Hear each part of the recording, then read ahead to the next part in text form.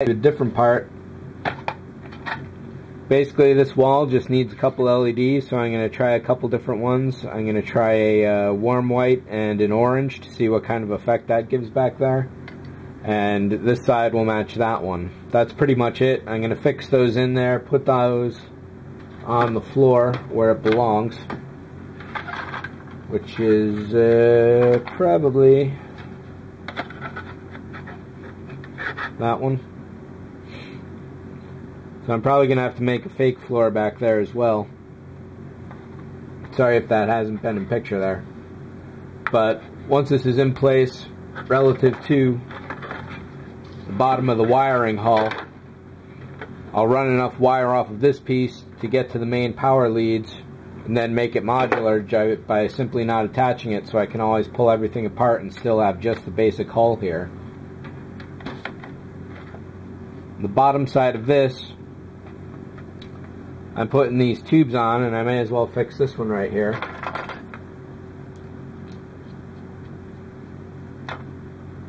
These are basically light blockers, and actually this space is the only place you can't put one because the landing leg is right there. So this one fell off of this place here.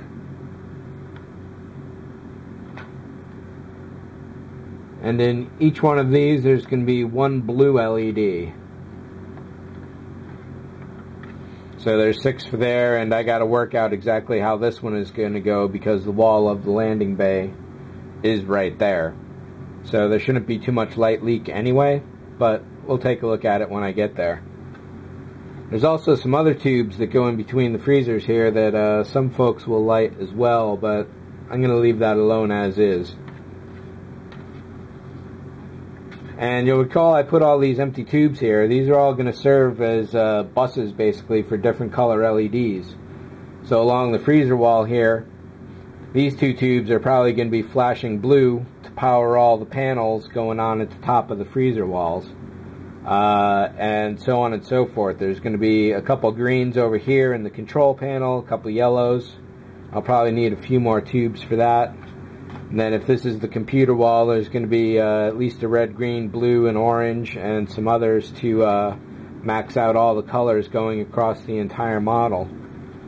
One option to getting the flashing lights here, and this is going to be critical also for the control bay, is having a sequencer of lights. Let me dig around for an example and see if I can pull one up real quick. Alright, so here's a perfect example of a sequencer. This was at the dollar store. It's like a little clip you wear if you're out bicycling. There's a few different settings. Simple on,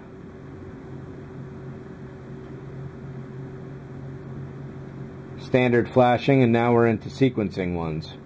So if you run a fiber off of each one of these to the same control panel, or however many different control panels, lights are going to come on for a little while, turn off, and it's going to have a much more natural effect than simply an RGB flasher, which changes from color to color to color.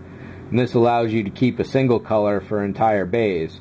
So if you had several different sequencers, or you could even do like 2 reds, a couple yellows, split it however you want color-wise, and there's lots of different ways to do that. Or have single banks of different flashing colors. If you know you need a lot of blues, get another one of these but with blue. There's definitely options on the market, and one of them is going to be Fedoratron, which I'll definitely be reviewing that product, which has generic sequencers, flashing units, and also a fusion core. So look for that coming up as well. And by cycling through all these different options here, you can set the blink rates. Of course, in this particular instance where you've got a pre-wired clip set up, you could run this button all the way outside of the ship and have control, but if you didn't do that, you could only ever turn it on or off electrically, and it would always default to that single. If we can get back to it,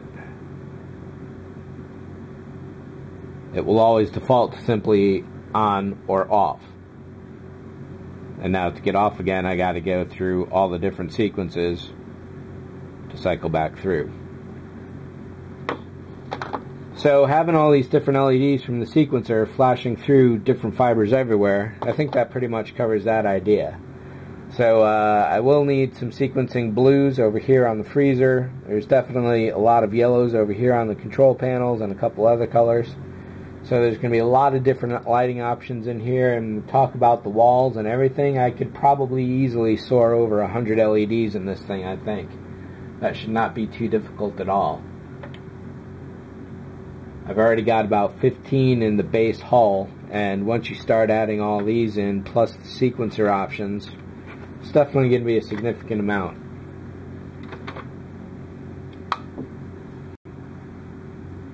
So a few other pieces that we're going to be getting to is, this piece is also going to get an LED hardwired into it. I've got to run some fiber in here, so I'll put it on the floor and see where the various colors are going to go. I'm going to have to check out some reference for that. In addition to being lit from the top here, it's probably also going to have an LED down here at the bottom, or shining through that bottom there. Over on this piece, I've separated all the cables into their individual groups, just to help out know where they're all going. There's going to be flashing blues on this, possibly some reds, and but blue and red is the top colors here, and then there's probably a couple yellows down here in the bottom. So there's not a lot of point to thinking about how these are going to be lit until I actually have this this piece glued in place, and then I can actually place the fiber around the bottom map here to see where to place the colors as they go. So that's still coming up. And finally, over here, before I get to the piece we're going to start on, is the landing wells. So I've cut holes in every single one of these. There's 6 of them, I guess. So that's 4 pieces each, 4 lights. Each well is going to have 8 LEDs facing in at a really, really dim lighting power to give a really nice soft ambient look to it. Probably going to, all these have to go into place before I know how long to cut the brass here to give the depth to the LED that it'll need. There'll be a few places where it gets crowded, especially back here in the shallow end.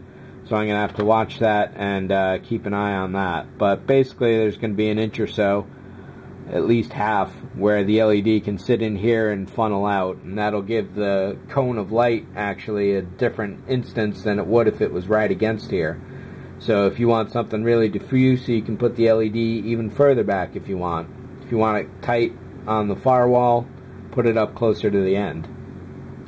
So we'll be experimenting with that when we get to those pieces, but what I'm going to concentrate on here is the computer wall specifically.